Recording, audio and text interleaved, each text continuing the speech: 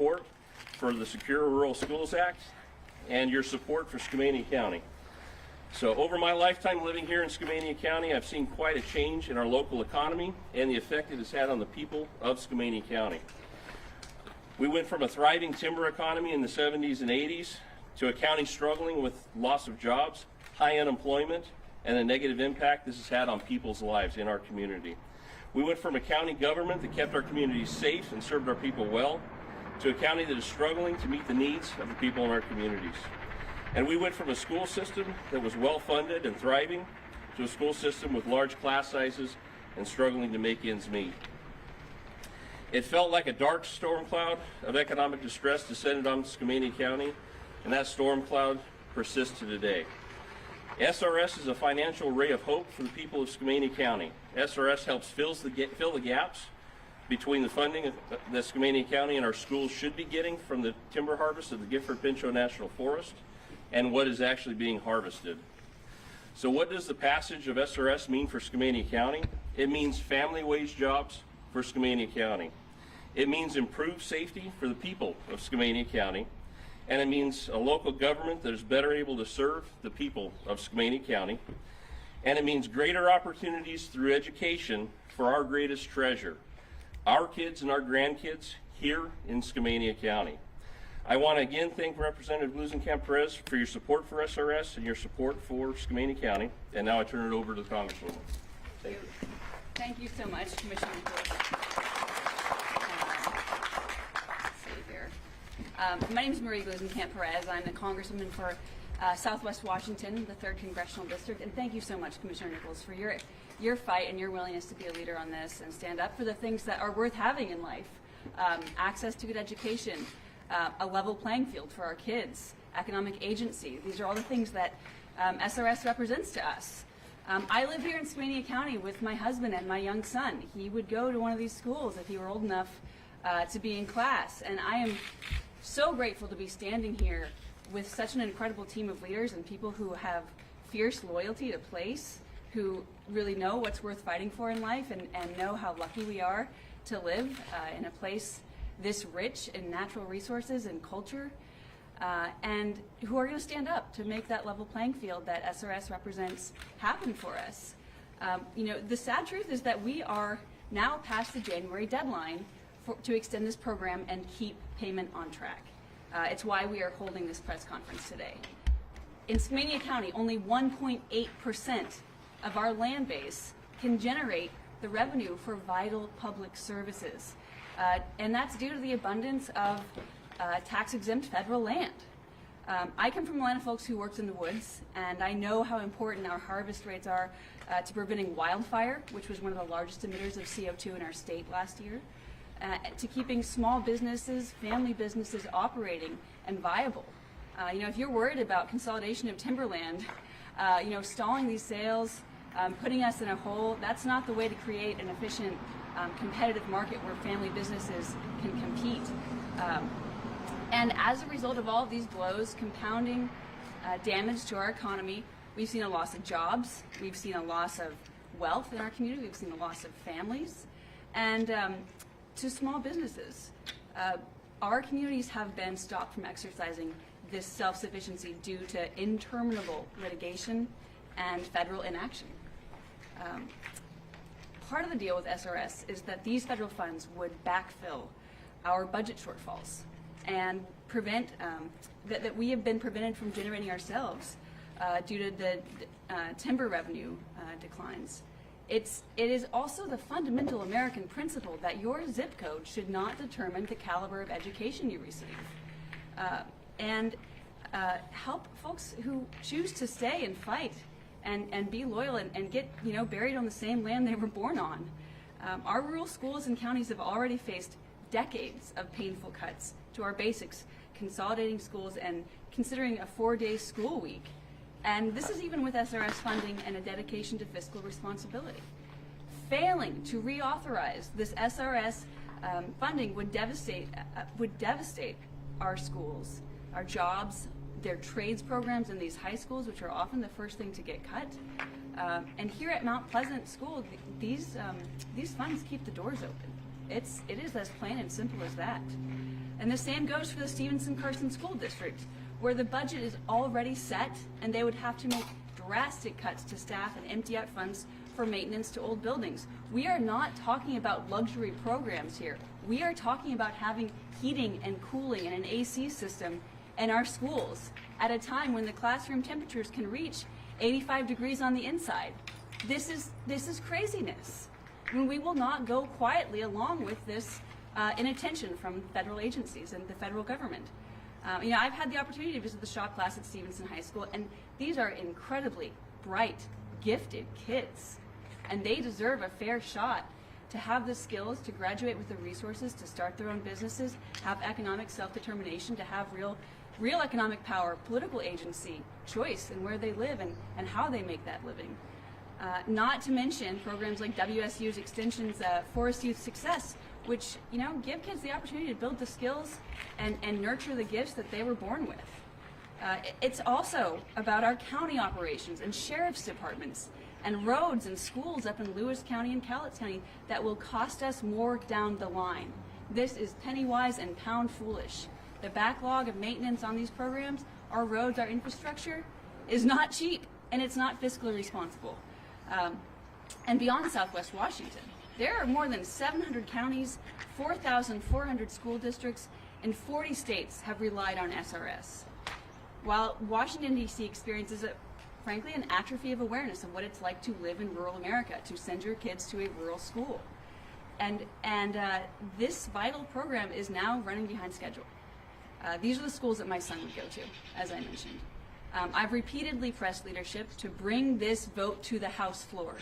And we recently introduced bipartisan legislation with colleagues, I respect and know and who are eager partners in this fight with me to retroactively provide this funding authorization. This has historically been a bipartisan common sense bill. So we're working to build support, and part of that is being here today and ensuring that federal electeds are hearing the local voices of the communities who are most closely impacted by this. Last year, this program cost about $253 million. I think Congress could find that sort of money at the same time we're spending hundreds of millions of dollars a year on literally empty office buildings of federal agencies. I refuse to let federal inaction undermine the opportunities our kids have. So I'll keep fighting for this in D.C., and I'm incredibly grateful to all the folks up here and all of you for being partners in this work. And so with that, I'll conclude my remarks and introduce Liz Wilbur, who's a school board member here at the Mount Pleasant School District. And Liz, thank you so much for hosting us today. We look forward to hearing from you. Hi everyone. As the representative said, I'm Liz Wilbur, and I'm a school board member for the Mount Pleasant School District, this amazing school that's hosting us today in the gorgeous Columbia River Gorge. Before I go into my comments, I just want to say personally that my husband and I moved here in July of 2020 from South Florida, and I have never lived anywhere more peaceful, more beautiful, and more welcoming. And that's why after we moved here, I jumped at the chance of being a school board member of the Mount Pleasant School, which is not only my local school, but my neighbor, because I live right down the road. Our small rural district has an excellent reputation. However, we face challenges. In February 2024, we had 2 inches of ice and negative wind chills. Water pipes burst in the school, and during repair, we discovered that we had asbestos.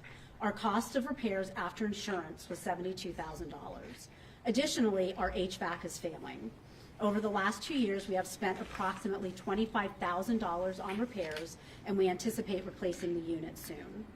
Mount Pleasant is one of only 43 districts in the state of Washington to receive a perfect 4.0 financial health score in 2022-2023. We are careful stewards of our funding. However, small districts like Mount Pleasant are unduly impacted by not having the services of a large district and having to contract for those services. We also have highly educated, quality teachers, which increases the amount of compensation needed to retain them. Annually, we experience increasing costs such as MSOC, special education, and transportation, as you can see by our brand new bus. Before coming to Mount Pleasant, many of our students struggled in larger districts that offered less individual attention. So we are committed to doing everything we can to make cuts furthest from the classroom. But without SRS funds, we will be left to cover budget deficits with levy dollars and reserves, both of which are extremely tenuous. If we were to close, our taxpayers would become a part of the Washougal School District, paying significantly higher taxes. When you walk through this school, you can feel the caring family environment that students thrive in interpersonal relationships and learning. You can see for yourselves while you're here today how we utilize SRS monies and our dire need for more. I thank Representative Gluesenkamp-Perez for her support in getting the Secure Rural Schools Reauthorization Act passed, and I encourage Congress to follow her lead. For small rural districts like mine, these monies are absolutely vital. And I am happy to introduce Sheriff Summer Shire.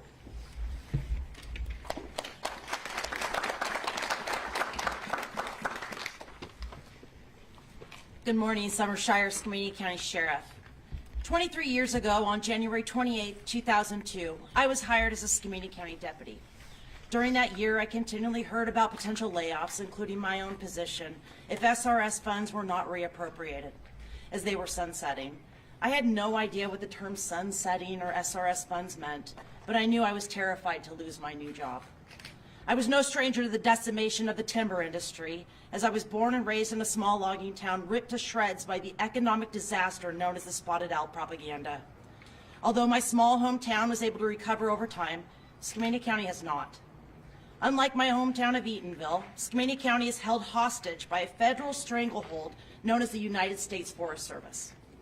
80% of Skamania County is comprised of federally managed land, and although President Roosevelt's vision of multi-use land was well-intentioned, special interest groups who believe Skamania County should be preserved as their convenient playground, void of logging, have destroyed the financial independence of a once thriving community.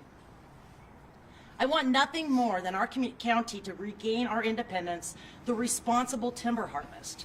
However, relying on an unpredictable handout from the federal government for our county to survive has been a forced hand we have been made to accept.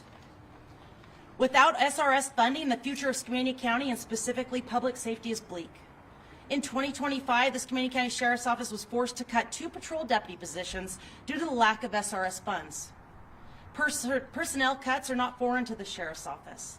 Over the past 15 years, due to the continued reduction in SRS funds, the Sheriff's Office was forced to cut animal control, a narcotics detective, detective sergeant, chief criminal deputy, telecommunicators, corrections officers, and patrol deputies. If SRS funds are not reappropriated, public safety in Skamania County will not be sustainable as we currently operate. Further personnel cuts will be required, creating a detrimental reduction in patrol deputy response for criminal activity and traffic enforcement. SRS funds also assist in supplementing search and rescue operations.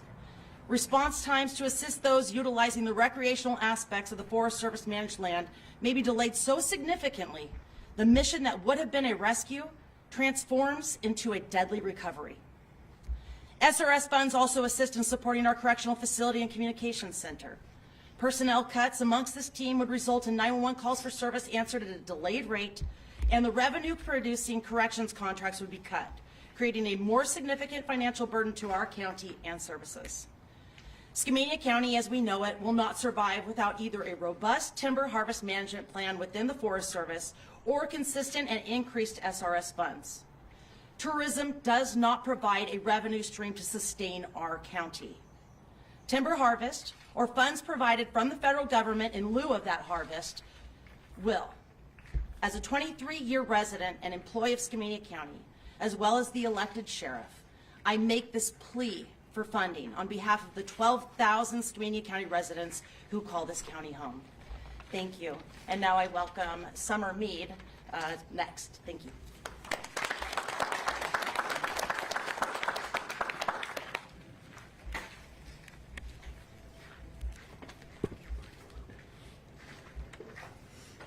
My name is Summer Mead. I am the Youth and Family Program Coordinator for Washington State University Extension here in Skamania County. I regularly tell people that I have the best job in the world. I get to work with kids and their families. I get to help them build skills, chase their interests, and learn new things that will help them become productive members of our community and our society.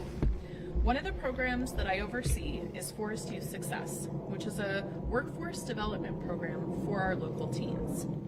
Our goals with FYS are ambitious and multifaceted.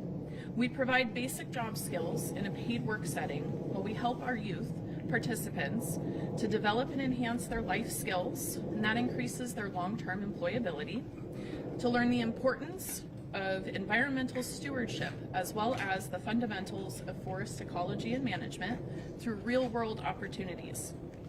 They develop a sense of responsibility for themselves, the forest, and their communities, and they create an environment that prioritizes learning and working together safely. This beloved and award-winning program is the product of a partnership between WSU Extension Skamania County, the Stevenson-Carson School District, and the United States Forest Service. Over the last 23 years, we have served nearly 1,000 youth, many of whom have gone on to pursue careers in fields like forestry and natural resource management. Through the project work that these teens are able to complete every summer, we typically provide around $100,000 in direct work value to our agencies that we partner with and make improvements to hundreds of acres of local land. We are able to offer this annual program due to Secure Rural School funds and the support we have from our dedicated community partners at the Skamania County Board of Commissioners, the Stevenson-Carson School District, and a variety of agencies, like the organization like the Forest Service. Both myself and our local extension director, Hannah Browse, are happy to share more information about these deep program impacts and answer further questions. Thank you. And next, Tanis.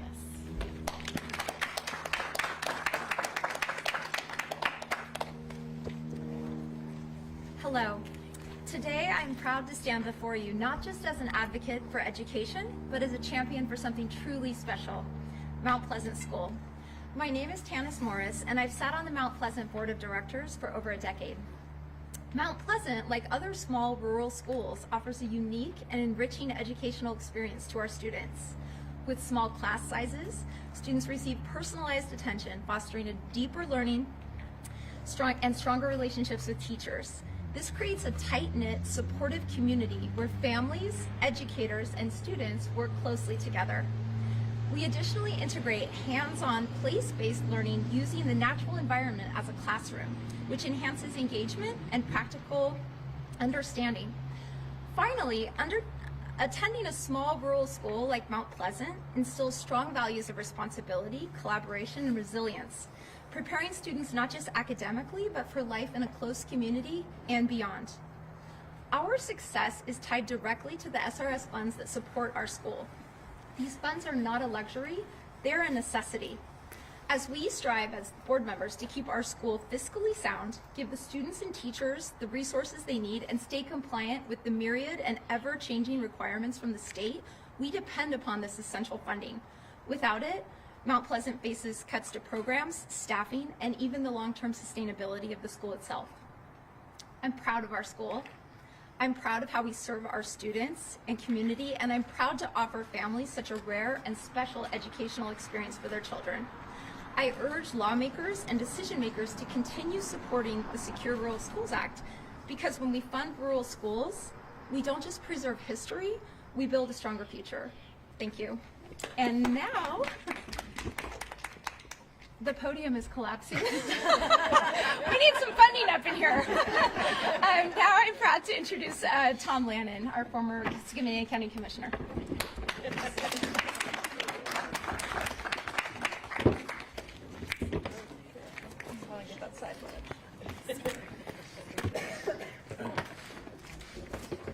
Good morning. Tom, is this a metaphor? I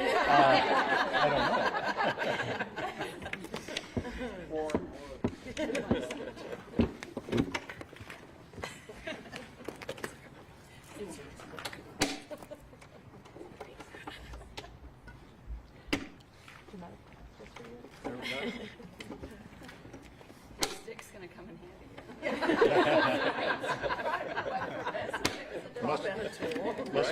Must be imported wood. Yes, this is not Skamania County.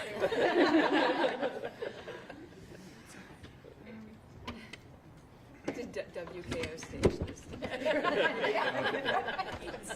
As we pause for a moment.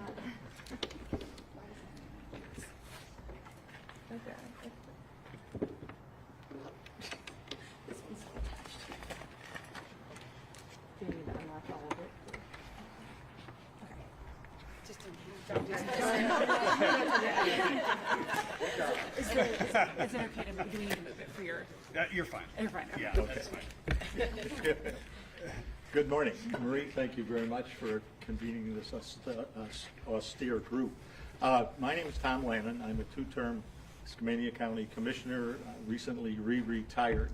When I came into office, one of our assessors had always talked about how Skamania County only had 1.8% of its land taxable for the support of school functions and all of the other county functions.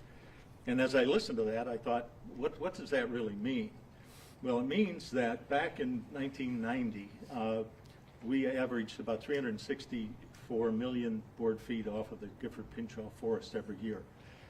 And that delivered to the county and the schools about $10 million a year. That's equivalent to 22 million in today's market. That's greater than our county's entire budget. And so I wanted to find out how this all happened, and being a visual kind of guy, I came up with what we call the Skamania stick. So the red represents 800,000 acres of forest land that is not harvested, and pardon me, I've got a hitch in my giddy up here. Vote, I'm going to go over here. Excuse me. But anyway, the red represents those 800,000 acres. They used to deliver those funds. Today, they deliver nothing. The next one is private timber. That's the big boys, Weyerhaeuser and others. They have about 10,000 acres, and they pay a 4% tax on timber sales, relatively small amount. Then we have 8% of the county, about 8,000 acres, that is DNR, timber forest trust lands. Those deliver about 2 million a year, and right now they're under threat by people who feel they should all become legacy forests. And the last part is that 1.8%. And that's how Skamania County got the short end of the stick, for those of you who can remember that. Anyway, I encourage you to support these folks and their efforts, and I will introduce Ingrid Kovit, who is the superintendent of the Skamania County School District. Thank you.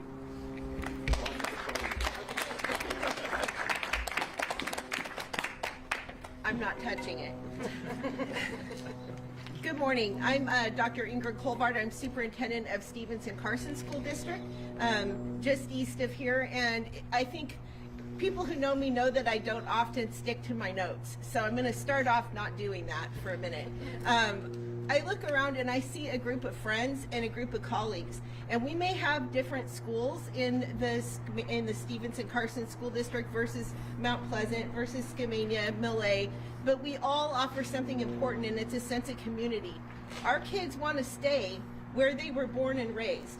They want to live their adult lives in their communities. And before I even start to talk about our story a little bit, it's really important to remember, just last year I did some superintendent roundtables with our students, and I asked them what was important to them. What did it mean to belong in our schools? And they said, we want to stay. We want to be able to make enough money to stay. And leading into that, some of the reduced revenue for schools, we've heard a lot about reduced enrollment. In our county, a lot of that is because of lack of living wage jobs. We're losing the ability for our kids to stay, and they desperately want to. So we hold tight to that. Our school district serves about 720 students at this point, and we have a comprehensive high school. So you heard about the past funding, and our kids had access to all sorts of programs, all resources that they needed, and that has dwindled and dwindled for all of the reasons you've heard already. We're trying to hang on to as much of that as we can so our students can stay and have the skills and the abilities that they need to go out and have living wage jobs in our community. And if they do decide to go outside of the community to get education and training and come back, we want them to have something to come back to. Our schools cannot degrade that experience to the point that that isn't preparing them for the future. And I know that we all care about that very much. So Commissioner Nichols started with a word, and it was hope. He talked about SRS being a beacon of hope. You've heard about a lot of loss, and it's all true, all of that. And we have our own school stories about that very thing. But I want you to hear about what we do for kids. And those things are definitely at risk without SRS funds. Our kids get to have, this is about 5% of our budget. Our budget's about $16 million a year. 5% is huge. School district budgets are over usually 80%. It's staff and benefits, and I think we're about 83%. That's typical. So we're not talking about little money. We're talking about people. We're talking about the people that mentor and serve our students, the people that supervise the playgrounds, the people that provide services. So with that, our students have access to some services that SRS is definitely important and critical for. So this is what happens because of these essential funds. Students in our district can access a therapist, a counselor, a support person immediately if they're in crisis. In our county, that is very difficult to do with the services that we have. Our kids need help and they need it right away. We can provide that. Our students have access to a post-high school counselor and support person through a grant. That's not sustainable. That's something we can do for the short term, but they can explore options because we have access to some of these funds. Each learner has the support they need to be able to read and perform mathematics at grade level. They're not all there yet, but they have the support to keep working toward it. Those things are at risk. Those are people that work and mentor our students to make it happen. Our teachers, our paraprofessionals, our custodial staff that's already cut to the bone. It's cut into the bone. How do you cut your food service, folks, to make ends meet when there's only one cook in a kitchen? What does that look like? So when you start to say, well, you just have to shrink to fit, we've done that. We've done that already to the tune of $1.6 million and more last year. So this extra money, this additional 5%, it's in our budget and we have to have it to continue these things. Opportunities to learn job-ready skills like welding and carpentry. The Congresswoman was able to see that in action. Our kids can walk in and go to work. And we have all of these other opportunities happening like FYS, preparing them for their futures. We don't want to lose that. Our kids have chances to earn dual credit so that they have a head start on those high costs of college. Those are important things that go away without this funding. This isn't just extra when we hear enrichment. That's not what this is. This is critical, essential services for our kids. So much more than the things I've mentioned, but those are a few. This equates to people, as I said. These funds are approximately 16 classified employees or 6 or 7 teaching positions, depending on their experience. In our small school district, that is catastrophic. You're taking away their opportunity to learn and to be supported in their future. After more than all of those cuts, we would certainly have to take away opportunity and impact, and we don't want to do that.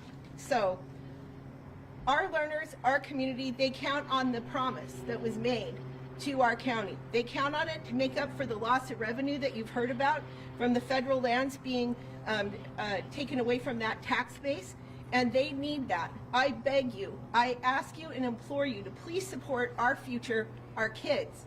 They're counting on it. Keep that promise that was made to our students. The promise of the past is the future. Our kids are worth it. They deserve it, and opportunity comes with these funds. Please, please do what you can to support us. Thank you very much.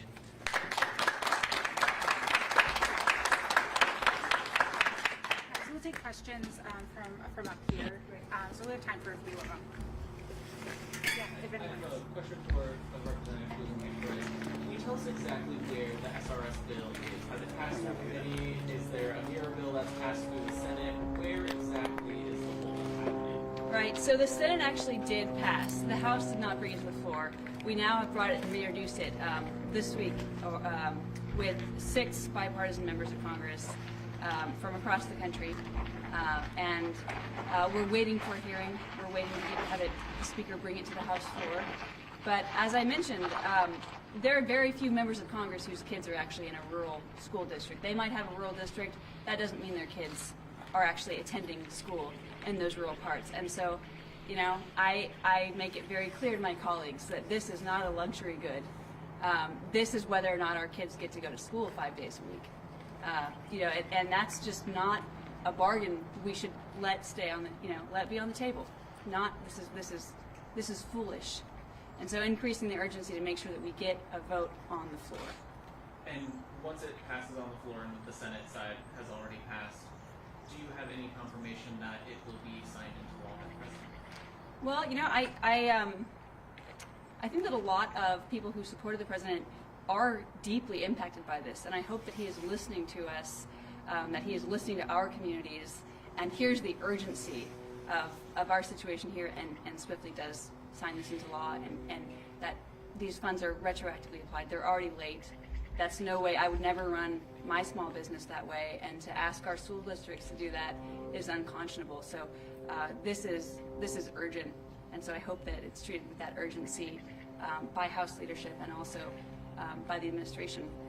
And just to make sure I understand the process, it's the vote, the House floor vote is the only one keeping it from that next step forward?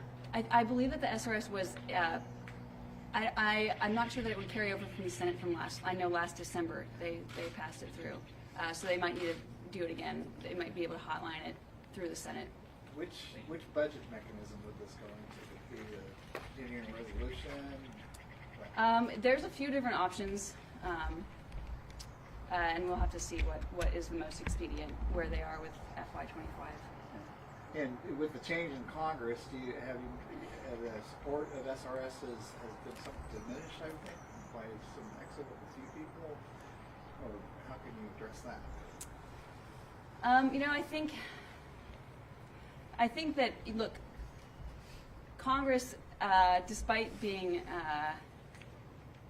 such an old body of membership, there's shorter and shorter terms, and fewer people in Congress are aware of the deal that was made 24 years ago, and understand that this was a deal that we made, that you know, and we feel like a lot of rural communities, a lot of timber counties, we have been dutiful in our end of the bargain, and we're asking the feds to be aware, my fellow electeds to be aware of the deal that was made and hold up their end of the bargain and get these funds allocated immediately. You have time for one more. Here's a question for anybody who wants to take it, but if it's approved, what would the delay appear to be, and are there impacts this year to the school? Sure. It is in our current budget, and so school district budgets are November through August, and so our current budget requires this. We cannot legislatively even reduce certificated staff, not that we want to, after May 15th of the year before. So when you look at this, we're going to have to go into the few dollars we have to maintain our old buildings and take capital money, reduce our fund balance, which makes us a lot less financially healthy. That puts us right on the line. These are not good options. So we'll have to make that adjustment, and then we wouldn't have it for the next one. If it comes in this school year before August, we can make adjustments to get there. After that, it's too late.